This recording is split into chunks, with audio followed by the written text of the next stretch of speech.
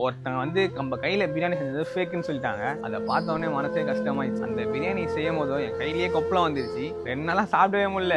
கை ஃபுல்லா கொப்பளம் வந்து அதெல்லாம் காட்டவே இல்லை. என் கஷ்டம் என்னோட போட்டோம் சொல்லி நான் காட்டவே இல்லை. அந்த கமெண்ட்டை பச்சா மனசே கஷ்டமாயிடுச்சு. நம்ம எவ்வளோ டாஸ்க் வந்து எவ்வளோ உண்மையாக தான் பண்றோம். நம்ம கேஸ் அடுப்புல கூட செய்யல, கீழே நெருப்பு எரிஞ்சிட்டு இருக்கோம் கொதுக்க. நாங்க நான் எவ்வளோ கஷ்டப்பட்டு கையில பஜ்ஜி சுட்டேன், அம்மா அந்த ஐஸ் வாட்டர்ல குளிச்சேன், எல்லாமே கஷ்டப்பட்டு எடுக்கிறேன். ஃபேக்குன்னு சொல்லிட்டீங்க. நான் அதை போடுறேன் பாருங்க, அந்த வீடியோலாம் எவ்வளோ கஷ்டப்பட்டு நான் கை விட்டுருவேன் பாருங்க.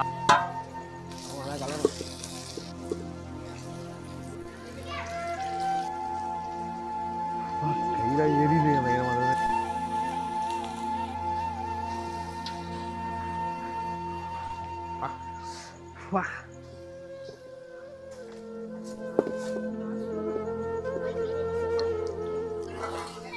அஜுஜோப்பா புரிய முடியலங்க.